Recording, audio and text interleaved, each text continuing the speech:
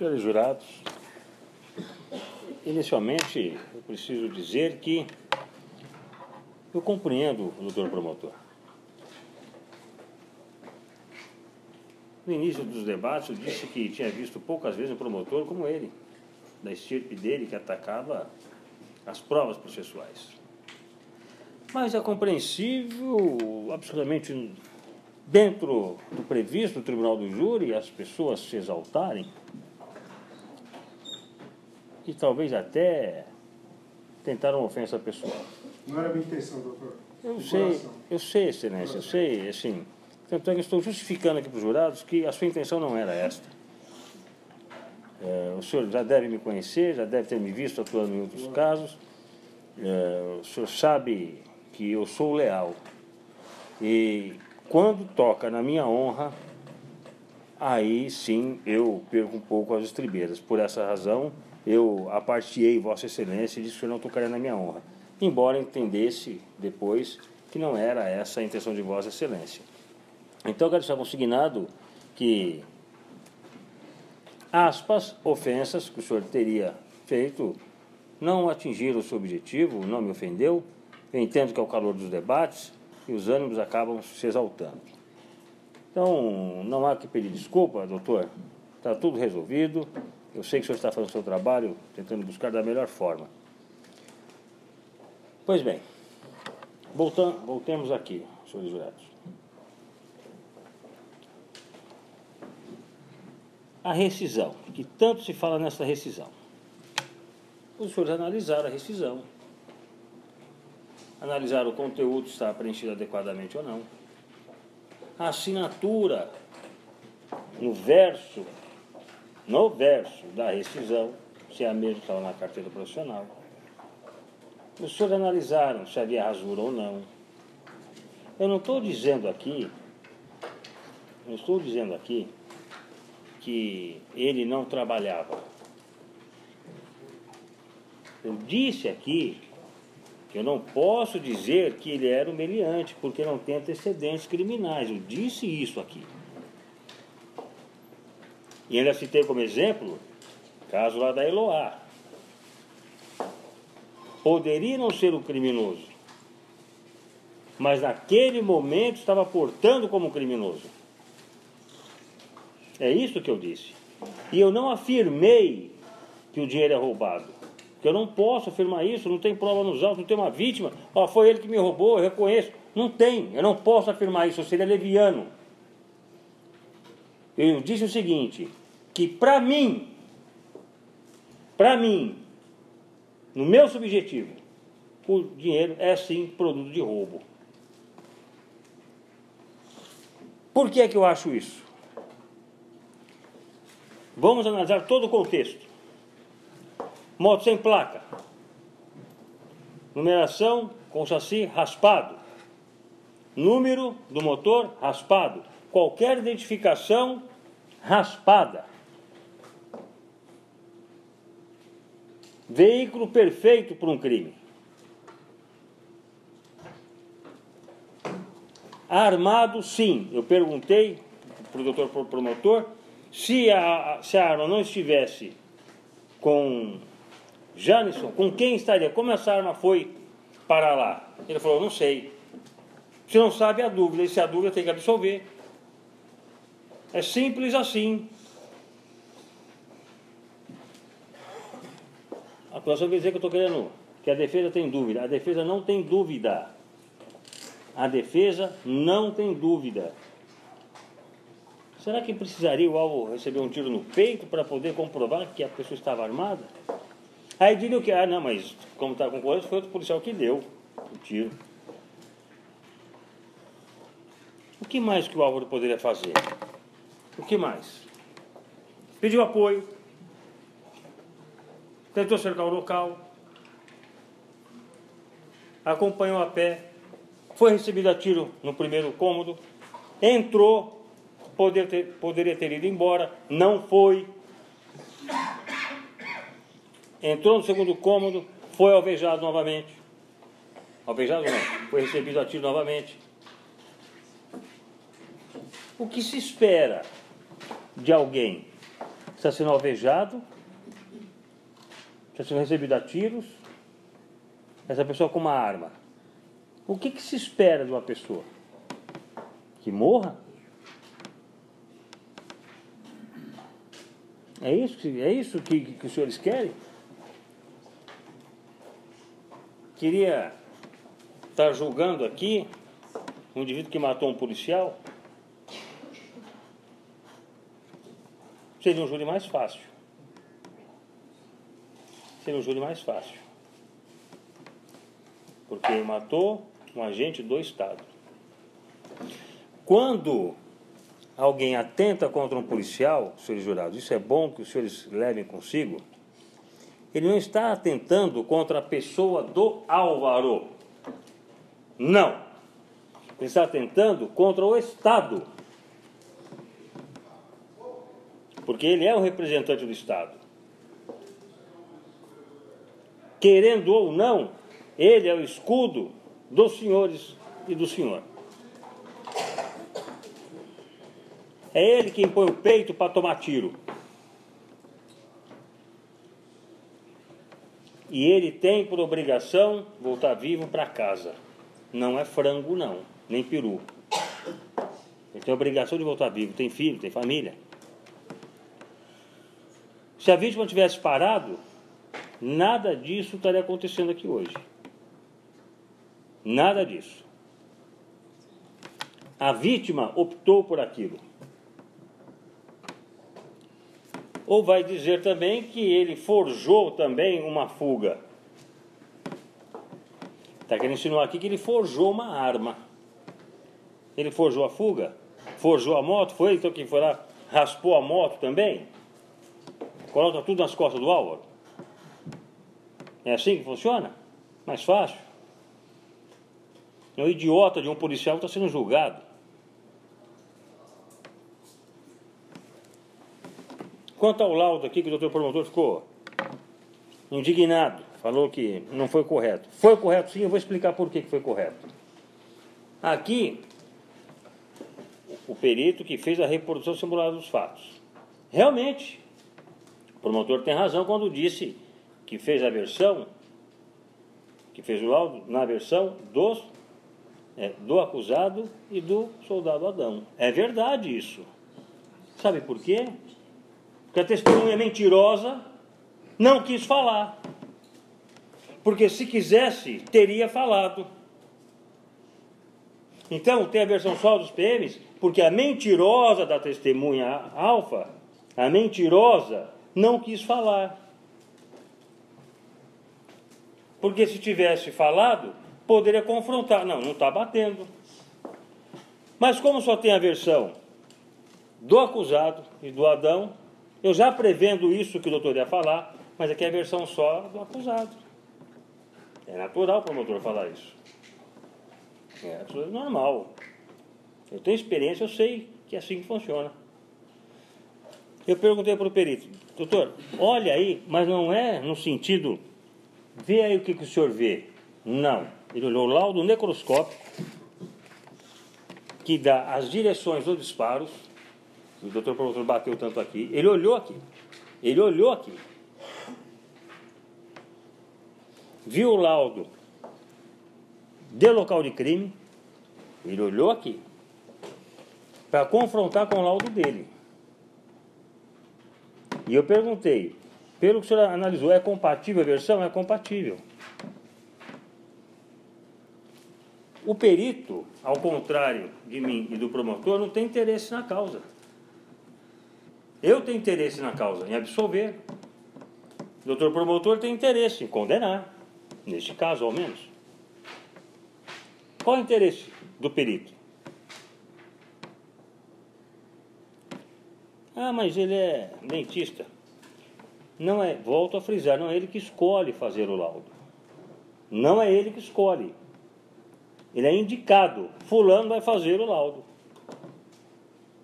Se ele não tivesse a capacidade técnica para fazer esse laudo, não teria feito. Quando eu estava perguntando aqui para o perito, se o doutor promotor, que é fiscal da lei, entendesse que estava correto, Doutor, o senhor não pode fazer isso. Doutor, o senhor não pode perguntar isso. Porque se ele estivesse fazendo algo aqui que eu entendesse errado, eu ia me levantar. Ah, não, consigna na ata, registra na ata. Se for o caso, anula o julgamento. É assim que funciona. Mas talvez, isso é subjetivo meu. Subjetivo meu. Talvez o promotor estivesse esperando que ele dissesse o quê? Não é compatível. Talvez fosse essa a resposta que o promotor está esperando. Eu já vi falando, doutor. E o senhor também já ouviu falar. Nunca ia falar isso. O senhor sabe que fala. Não sabe, não fala. Sejamos sinceros, o senhor sabe que fala. Já vi, inclusive por escrito, a versão do réu é incompatível com a versão dos fatos. Já vi isso em laudo e o doutor promotor já viu também, que ele não é nem inocente, não. É o laudo correto. Não é o primeiro júri que esse promotor está fazendo, não. E também não é o meu primeiro. Então eu sei exatamente como é que é feito o laudo. E a conclusão. Para que serve esse laudo? Tanto é que eu falei para ele, doutor, acho que o senhor esqueceu de colocar a conclusão. Eu falei para ele, se não fosse verdade, ele diria, não, doutor, esse laudo não existe conclusão. Mas eu falei para ele, o senhor não colocou a conclusão. O laudo tem que ter a conclusão. Só para que serve o laudo? Perdeu a essência. Eu tenho quanto tempo ainda? Tem bastante. 11 minutos, eu já usou. Usei 11? É.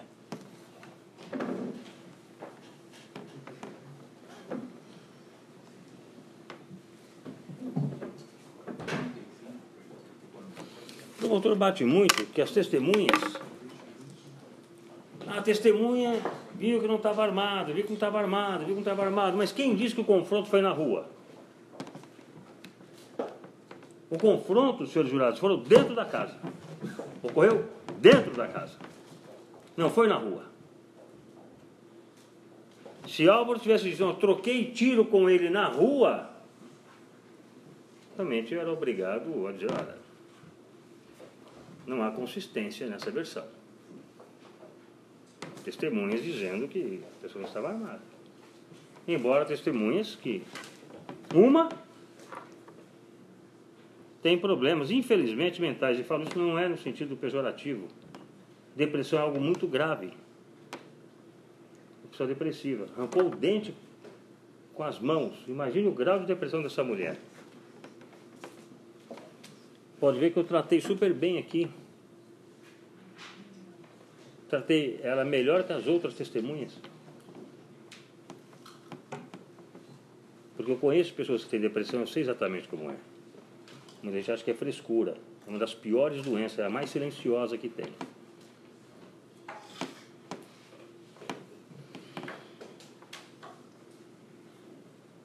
Embora ela diga assim, eu me lembro, eu não duvido que ela se lembre de algumas coisas realmente. A título de flashes. Tanto é que eu perguntei para ela aqui, o senhor falou isso, eu estou me lembrando. Os senhores viram. Então, às vezes você tem que buscar na memória da pessoa para relembrar. Ela havia dito coisas no seu depoimento anterior que ela falou, isso eu não disse. Senhor, eu vou pedir o crime de falso testemunho a uma pessoa dessa? Se ela faltou com a verdade aqui, não foi de forma intencional.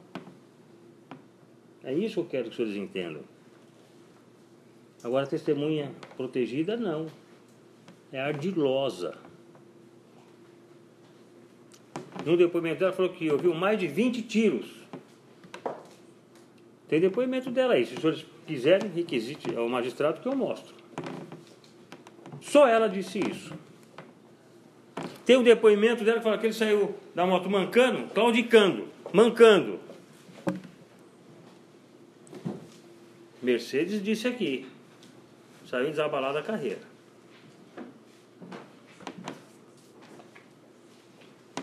Ela não disse que orientou a pessoa a fugir. Por que ela não orientou se entregar, como disse o promotor? Se é uma pessoa do bem, meu, não faz isso, se entrega, a polícia está atrás de você. Não faça isso. Não, foge aqui, ó. Ali naquela casa não tem ninguém. Pode fugir que tem uma janela que você vai dar no rio. É esse depoimento que tem aí. Qual a credibilidade dessa testemunha? Alguém que orienta um fugitivo a fugir da polícia, os senhores tomariam um café com ela? Deixariam teu filho tomando conta? Para tomar conta?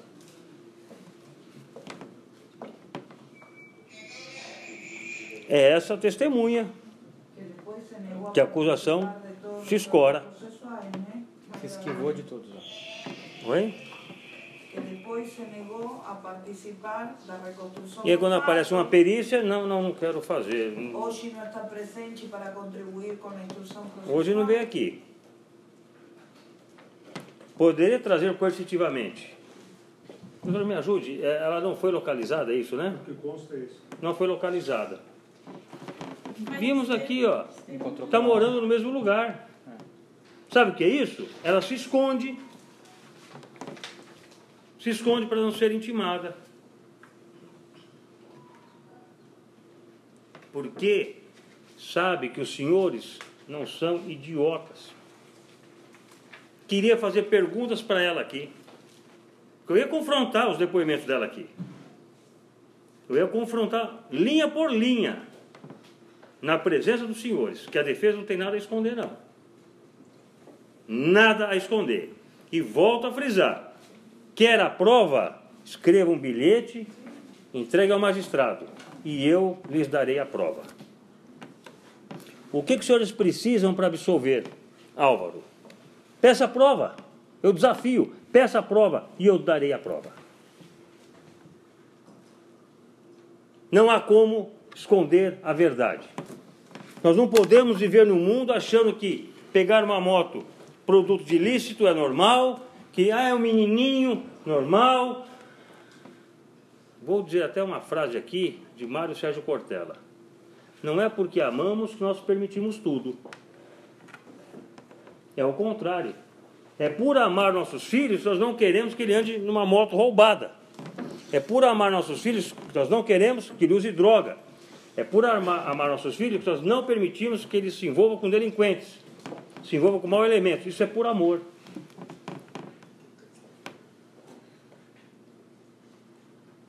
Os pais que deixam fazer tudo por amor está acabando com a filha do filho. De um jeito ou de outro.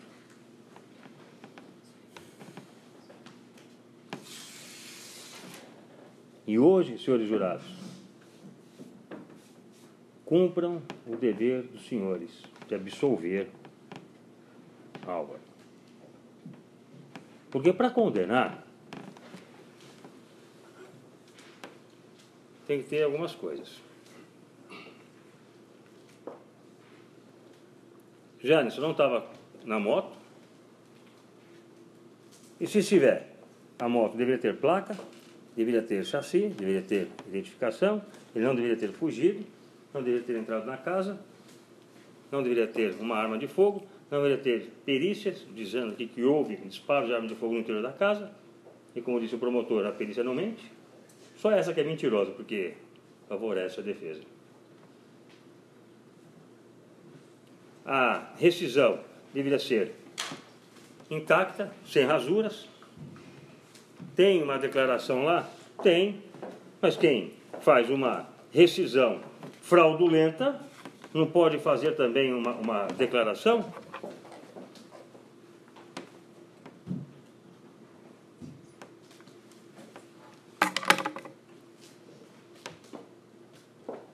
Quem faz uma leviandade desta?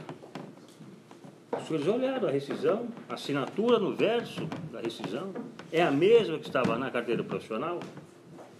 Os senhores analisaram, é prova.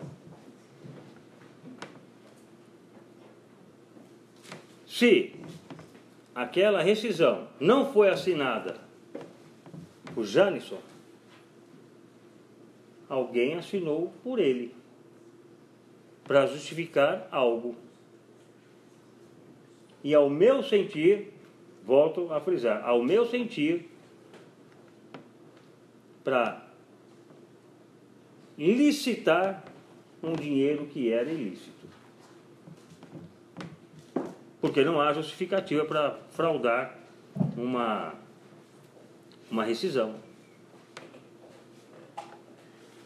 Para comprovar que ele trabalhava lá, bastava juntar. Como chama, Marisa? Lá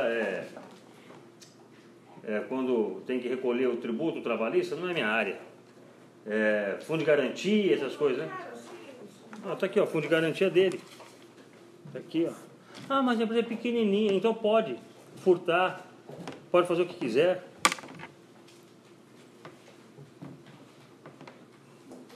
Pode deixar a senhora sem registro, a empresa pequena. Mas a senhora, como empregadora, deixar de registrar um funcionário e depois a senhora alega, minha empresa é pequena. Vê o que o juiz vai fazer com a senhora. Toma até a tua casa. Oi? Parecia que a gente tem que admitir tudo o que está ilícito. Tudo que está errado. E errado. Quer se dar a conotação que é tudo normal. Não importa que estivesse em uma moto não identificada, não importa então, assim, que estivesse dirigindo sem capacete. Nós não podemos, senhores jurados, aceitar mais isso. Achar que tudo é normal. Resulta que a culpa é do policial que estava exercendo o seu trabalho. Então, se assim, então eu vou andar numa moto roubada, vou roubar uma Ferrari lá nos Jardins, e a mãe fala, não, sabe o que? Eu sou advogado. Preciso chegar no fórum bonito, né? E Ferrari. Não sou bandido, eu só roubei essa Ferrari. Tá tudo normal. Só queria dar uma volta numa Ferrari, coitado. Entrar na casa de vocês, roubar televisor, roubar carro? Não, porque eu não tive condições de comprar, então eu vou tomar o que é teu. Eu sou um coitado. Tá certo. Não podemos mais aceitar isso. Não há meia grávida. Ou está grávida ou não está. Ou está certo ou não está certo. Então não podemos passar a mão, não é na cabeça do Álvaro, não, que ele agiu correto. Nós não podemos passar a mão na cabeça da vítima. Doutor Arindo, pois não. As señales e as normas estão para um cumprimento social correto, para uma ordem e uma disciplina. Se eu passo um farol em vermelho, eu assumo o risco de um acidente, de matar outra pessoa, de gerar um... Sim, aqui aconteceu o mesmo. Ele teve a chance, alerta de parar, lógico. E o pior, quando caiu na moto, era um momento, se ele tinha medo, o medo fragiliza, o medo paralisa, de ficar e entregar-se. A ver, não tenho nada, tenho uma moto que pedi emprestada, estou sem capacete, estaria respondendo aqui. E resulta que está preocupado com o policial, por exercer seu trabalho.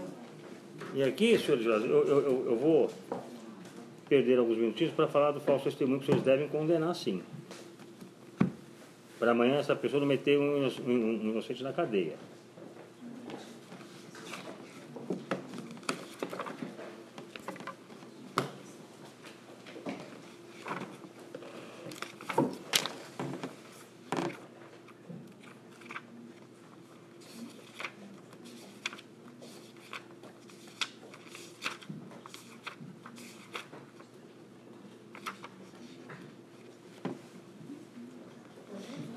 Falso testemunho ou falsa perícia? Está aqui, ó. Fazer afirmação falsa ou negar ou calar. Fazer afirmação. Falar. Ou negar. A senhora viu? Não vi. Sendo que viu. Ou calar. Deveria ter dito. E não disse. Calar a verdade. Como testemunha, perito, contador, tradutor, intérprete em processo judicial ou administrativo, inquérito policial ou em juízo arbitral, de 2 a 4 anos. Ela se acompanha o promotor, se ela for presa, ela tem a vida dela normal. Não estou falando aqui de 12 anos de prisão, 2 a 4, não sei nem se dá cadeia isso. As penas aumentam de 1/6 a 1/3 se o crime é praticado mediante suborno, não sei o porquê que ela está mentindo, se recebeu o dinheiro de alguém, não sei, ou se cometido com fim de obter provas destinadas a produzir efeito em processo penal. Aqui sim. Aqui sim. Condenem não. Reconheçam o falso testemunho da testemunha protegida. Artigo 342. Ela poderia ter tido a chance de se retratar? Poderia. Parágrafo 2º. O fato deixa de ser punível, não se pode punir mais, se antes da sentença, que ocorrerá hoje, no processo em que ocorreu o ilícito, o agente se retrata ou declara a verdade. É o direito ao arrependimento. Olha, eu menti mesmo, olha, eu não deveria ter feito isso, eu estou arrependido, eu vou falar a verdade. O que eu vi de fato foi isso, ou não vi. Estarei isento de pena. Não quis fazer isso. Cada vez ela mentia mais. A memória dela é igual ao vinho, melhora com o tempo. Reconheça o falso testemunho da testemunha protegida. Querem justiça? Reconheça. E se o réu fosse o senhor ou uma das senhoras? O senhor está vendo que a testemunha está mentindo descaradamente. A cada momento inova alguma coisa. Pensem nisso, senhores jurados, na hora de decidir. Também passando aqui que a lei trabalhista aumentou a multa para o empregador que não registra. É que o promotor falou na réplica dele que a lei trabalhista veio mudar para que não ocorresse essas injustiças. Pelo contrário, a lei tornou mais rígida para o empregador que não registra o empregado. Consta no artigo 47 da nova redação da Consolidação das Leis do Trabalho. Obrigado. Muito bem.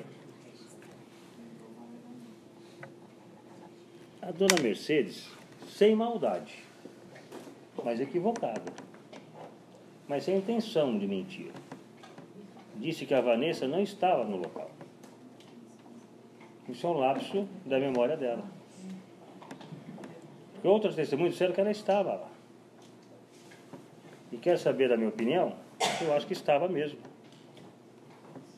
Eu acho que estava mesmo. Tanto é que tem pessoas dizendo que ela orientou a pessoa a fugir. Mas em nenhum momento essa testemunha alfa falou, olha, eu orientei o fulano a fugir. E aí entra no falso testemunho, na modalidade calar a verdade.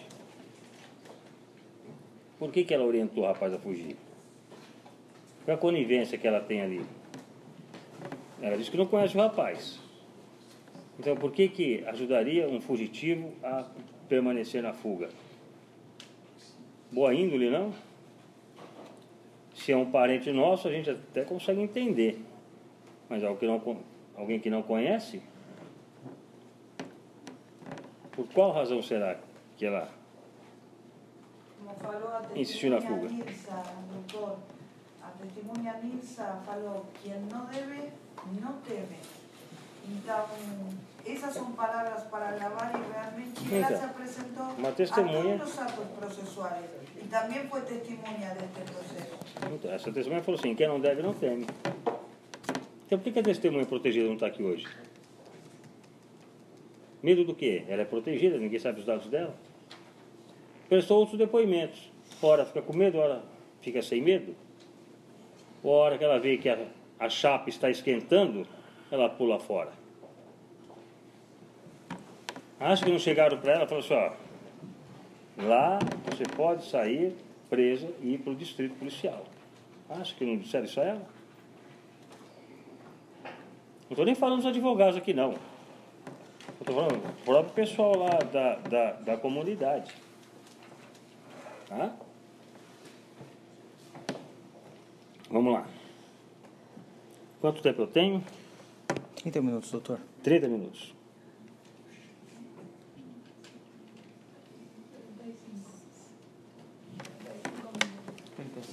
Aqui disseram que eu tinha que ter coragem para sustentar o que estou sustentando. E tem, porque eu não vou me envergar diante de uma mentira, de uma farsa.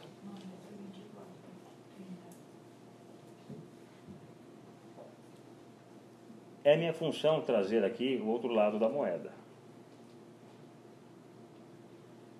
Se eu não acreditasse na versão do Álvaro, eu não tenho obrigação legal nenhuma de assumir o caso dele. Se ele tivesse me dito, por exemplo, doutor, o confronto foi na rua, eu pegar isso aqui e falar, eu não vou advogar para você. Você está mentindo, não tem como, não tem defesa, eu recuso o caso. E posso pegar outro. Não preciso desse.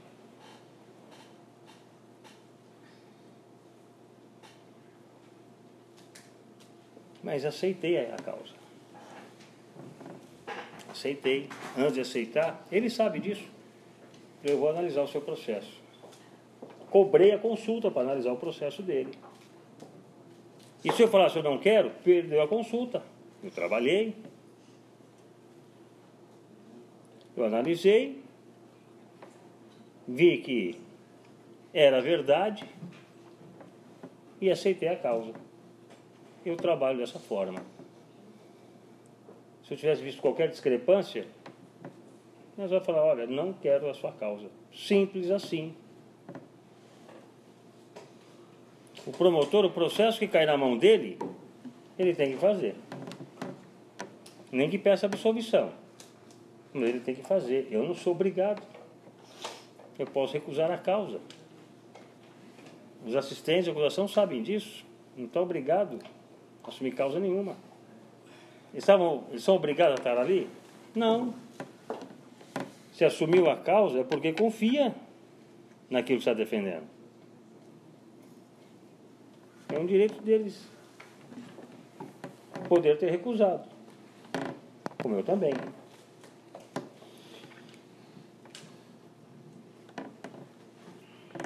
Se Álvaro, outro ponto aqui, se Álvaro e Adão tivessem a intenção de eliminar a vida de Jalisson, permaneceram lá dentro 20 minutos, depois foi relatado aqui, esperando o SAMU. Por que não acabaram de matar? Perguntinha simples. Por que não acabaram de matar? Tinha tudo para matá-lo lá dentro. Queriam socorrer, mas não podiam. Resolução número 5, que vem do comandante-geral. A viatura não pode socorrer. Só bombeiro ou SAMU. E graças a esta ordem, Jalisson morreu. Porque talvez se tivesse sido socorrido a tempo, estaria vivo hoje, teria sobrevivido. Burocracias da Polícia Militar. E agora quero transferir essa culpa ao Cabo Álvaro.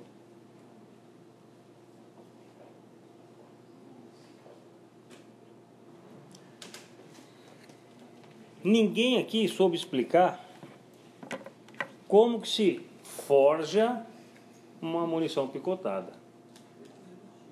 O promotor veio a réplica, pulou isso como, né? Ele disse.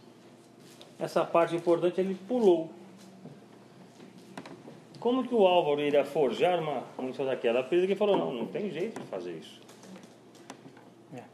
Foi contundente. Como que ele... Então ele, além de andar com uma arma, hoje eu vou sair para matar alguém, preciso de uma arma, aí chega lá na hora, não, agora eu preciso forjar uma munição aqui picotada. Vocês acreditam mesmo nisso?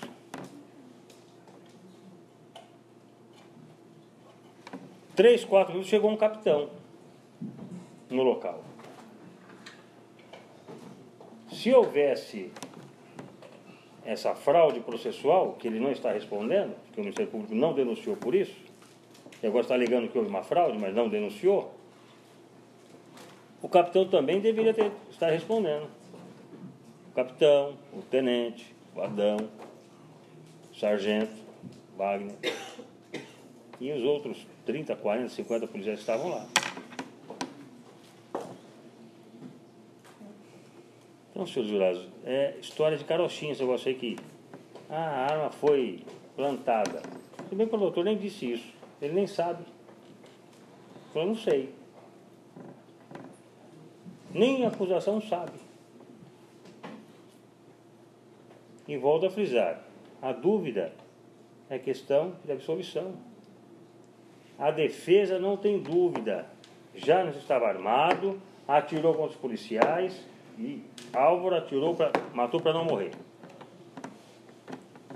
Mas se os senhores tiverem dúvidas, a questão é a absolvição. Não há outro caminho segundo a nossa lei.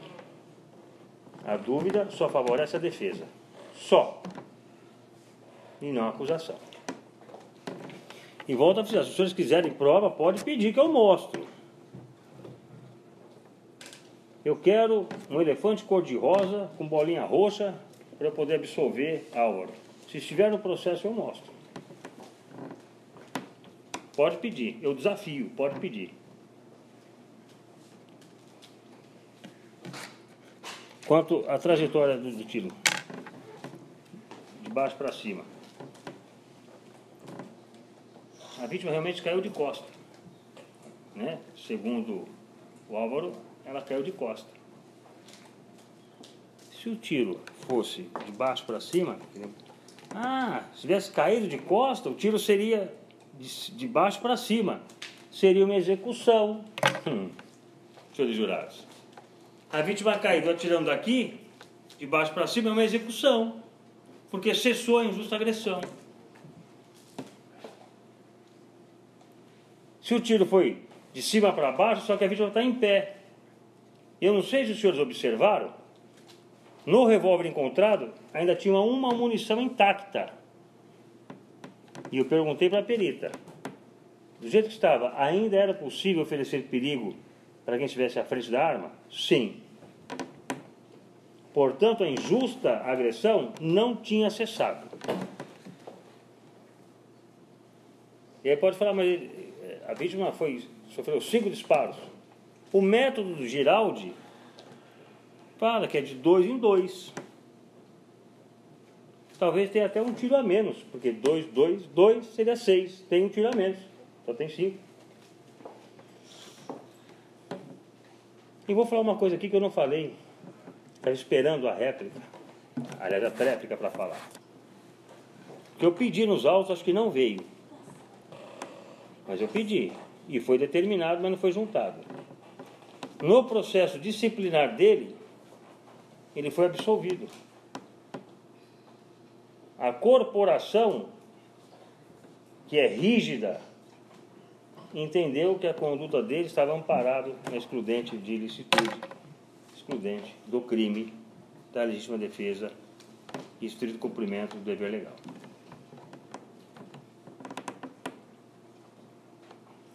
E não pense os senhores que tem que passar a mão na cabeça, não. Eu prefiro 1000 vezes fazer um julgamento aqui do que um na Justiça Militar.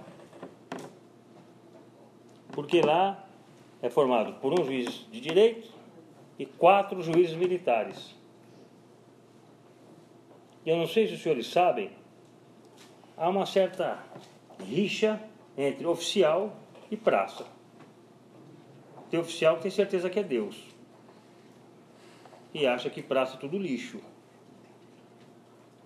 Tanto é que o lugar onde o praça se alimenta é chamado de rancho. Quem come rancho é burro. E onde o oficial come é refeitório.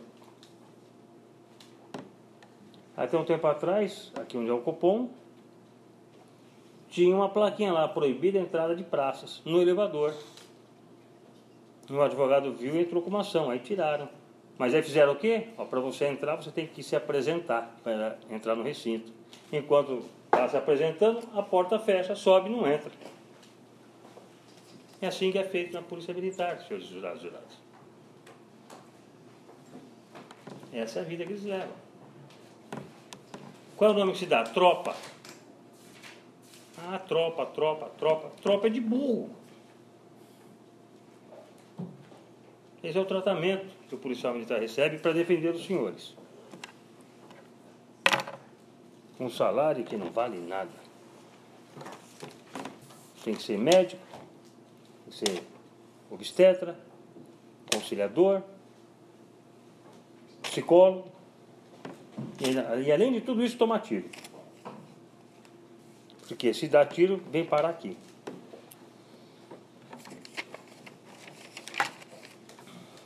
Tem quanto tempo ainda? 20 minutos. 20 minutos. Então, senhores jurados, a acusação está pautada praticamente em duas testemunhas. Que eu estou pedindo falso testemunho. E os senhores hão de reconhecer. E a outra testemunha é uma que a vida não lhe sorriu muito, sofre de depressão. E pelo que eu entendi do promotor, queria que eu pedisse falso testemunho dessa coitada. A vida já judiou bastante dela. E se ela faltou com a verdade aqui, não foi dolosamente. Não foi na intenção de prejudicar. Tanto é que ela fala que os policiais mandaram a vítima parar.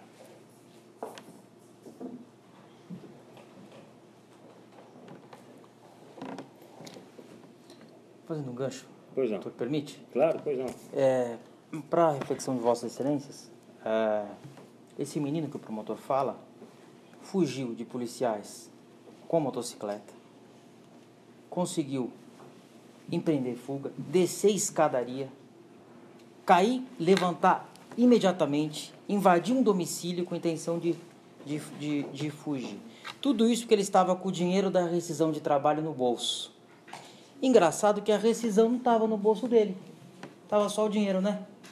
Porque o empregador, quando dá a rescisão, dá uma folha pro funcionário e fica com uma com ele, mas ele só estava com o dinheiro. Então, essas conjecturas que o doutor, com todo o devido respeito, o doutor promotor fez, ele não analisou todo o cenário. Se um menino que não tem habilitação, que fala para o pai, que vai para o Extra comprar perfume, sai de casa a pé, pega uma moto de um indivíduo que está preso atualmente, não se sabe como, pega esta motocicleta, vê a viatura da polícia sem capacete, empreende fuga. Não é fácil fugir da polícia militar. Ele conseguiu fugir da polícia militar um bom período, descendo inclusive escadaria e obteve êxito na fuga. E pulou o muro, subiu rapidamente numa residência. Então, este menino tem que se tomar cuidado, porque se ele nunca tinha andado de moto, ainda mais naquelas circunstâncias de fuga, como ele conseguiu fazer tudo isso? É uma coisa que os senhores poderiam pensar a respeito, né?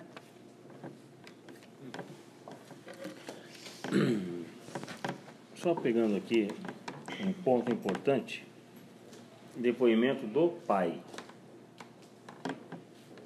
Em um primeiro momento, ele disse que o filho saiu para ir receber a rescisão, receber lá o dinheiro trabalhista. Depois ele vai e junta esta, aspas, rescisão, que isso para mim não é rescisão coisa nenhuma, mas está lá, rescisão. Em juízo ele nem toca no assunto de empresa, fala que o filho foi para o Extra e que na volta era caminho passar por dentro da favela.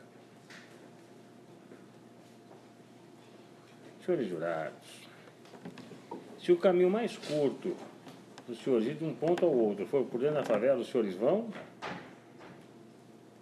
Ou os senhores preferem dar a volta? Não é discriminando ninguém que mora em favela, não, porque tem muita gente boa. Pelo perigo, né? Mas pelo perigo. Os senhores passariam? Respondam internamente. Será que a vítima fugiria somente por estar com a moto daquele jeito? Será que foi só por isso? Ele estava largando a moto para trás. Qual era o problema a moto ser apreendida? Claro que no, doctor Arilo, porque de ter sido así, teria parado com certeza, entregado a moto e falar. Fui buscar a rescisão. Eu tomei emprestada porque fui a buscar minha rescisão de trabalho. Um detalhe, senhor jurado, toda vez que você assina uma rescisão, você recebe a segunda via.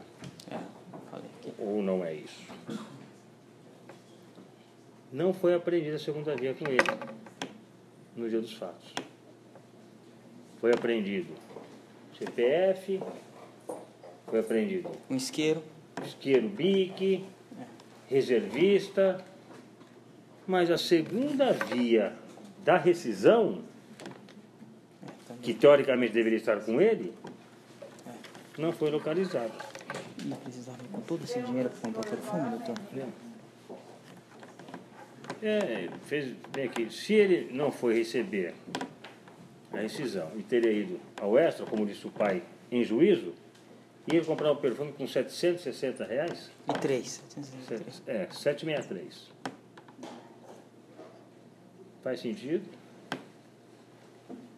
Ir até um shopping comprar um perfume nesse valor? No extra. Em dinheiro? No extra?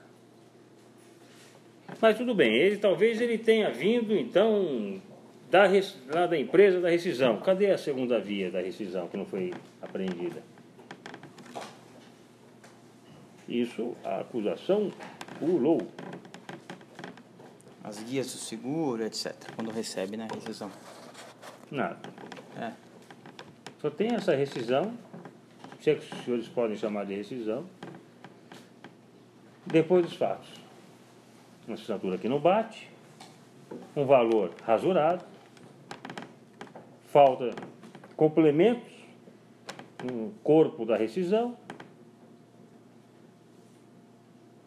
Mais posicionamento, doutor Arilo, em relação a isso. Se tão importante era resguardar os direitos do filho, por que não se pode questionar na Justiça do Trabalho o resto da rescisão, os outros direitos que ficavam devidos, porque a rescisão é totalmente irregular e até os valores não coincidem. Então, e se tivesse sido feito, uma observação, se a empresa tivesse pago essa segunda parcela, tem assistente de acusação.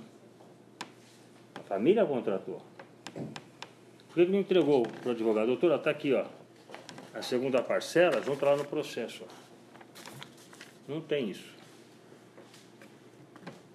Se não tivesse assistente de acusação, até poderia dizer, mas ele não vai vir até o promotor, tal, não conhece, né? As pessoas talvez sejam descapitalizadas de informações, mas tem dois brilhantes assistentes de acusação.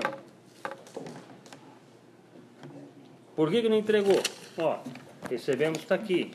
Para comprovar, está aqui, ó, fundo de garantia depositado, junto no processo. Não tem nada. Nada. Só uma rescisão forjada. Resumindo, a acusação se escora em quê? Vamos lá. No depoimento da senhora Mercedes, que diz aqui que tem depressão e lapsos de memória. Tá certo? Muito bem. É confiável, 100%? Responde internamente. Pode-se condenar alguém com base no depoimento dela? 100%? Responde internamente. Então, essa é uma pilastra da acusação. Muito bem. Vamos para a segunda. Testemunha protegida, mentirosa. Canalha. Canalha mentirosa. Que eu queria pegar ela aqui, mas ela fugiu. Inventa 1001 história. Viu que o indivíduo caiu, viu que estava com bolso, sem bolso a calça, estava com a meia, não sei o que, cor da camisa, que aliás é diferente a roupa que ela descreve com a roupa do laudo. É diferente a roupa, inclusive, tá? Que é a perícia. Se quiser, eu mostro. Se quiser, eu mostro. Aliás, quando eu acabar aqui, os senhores têm o direito de falar, eu quero olhar o processo antes de decidir. E eu não tenho pressa para sair daqui, não. Se os senhores quiserem compulsar até amanhã, fico aqui até amanhã. Mas a justiça tem que ser feita. Então, voltando. Escorada, depoimento da testemunha, senhora Mercedes, que a sua memória claudica. Não se pode confiar. Outra pilastra, testemunha protegida. Canalha! Mentirosa! Inventou um monte de mentiras. E se os senhores quiserem que eu mostre a mentira, eu mostro. Eu só estou querendo poupar o tempo aqui dos senhores. Mas se quiser, eu mostro. Eu mostro.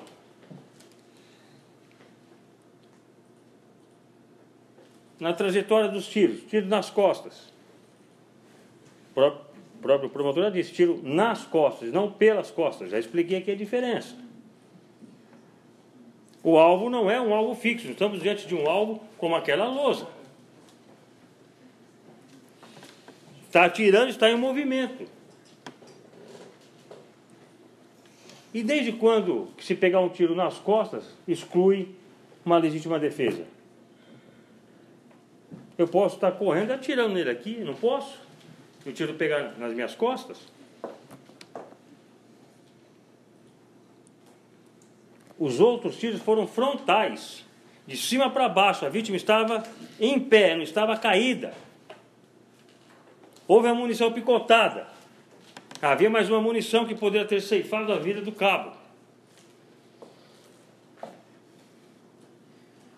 É isso que a acusação escora. Querendo desmerecer um perito que veio aqui trabalhar, querendo desmerecer esse que vos fala, chamando inclusive de desleal.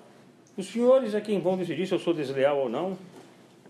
Utilizando que o perito, além de ser dentista, ele tem um curso específico para ser perito, ele é nomeado, ele é concursado, ele é indicado pelo juiz. Ele é indicado. Não é por ser dentista, tem um curso próprio para fazer esse mistério. O chefe da polícia científica é quem indica. Ó, você vai ser o perito. Indicaria a mim? Não. Eu não tenho capacidade técnica para isso. Se indicou, é porque tem capacidade. E agora não vem querer desqualificar o trabalho de um perito, que é imparcial. A perita esteve no local também. Não, se houvesse alguma adulteração aqui, eu iria constar. E não houve adulteração nenhuma, não. O próprio promotor fala que o laudo não mente. Aí eu pergunto, o que interesse os dois peritos que nem conhecem o acusado iria mentir aqui para beneficiá-los? E por que o promotor não pediu, então, o falso testemunho, a falsa perícia em cima dos peritos? Como eu estou fazendo com a testemunha canalha. E essa os senhores têm que reconhecer. Ela mentiu. Doutor Arindo, finalmente, algo que tem que ficar frisado nesta situação, todos os procedimentos que os policiais tinham que fazer, neste caso Álvaro especificamente, foram feitos e demonstrados. Eu vou reforçar esse ponto. Eu tenho quanto tempo ainda, excelência? 4 minutos, tá. Então, vou encerrar. Pergunto aos senhores, o que mais Álvaro poderia fazer? O que mais ele poderia fazer? Pediu apoio, tentou fazer o cerco, mandou parar, pediu para que se rendesse, entrou na casa, foi alvejado. Eles queriam que ele tivesse morrido para poder... Não é possível isso. Os senhores também não podem achar normal alguém ficar andando com moto roubada, gente. Desculpe-me, mas não pode achar isso normal. É um menininho. É um menininho que vai tirar a tua vida amanhã.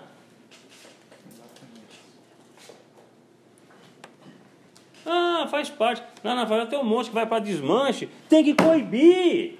Não pode achar normal.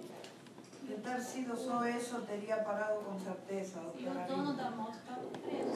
Senhores, pensem, se fosse só a questão da moto, que ele ia largando para trás a moto, diga-se de passagem, ele teria empreendido essa fuga alucinada?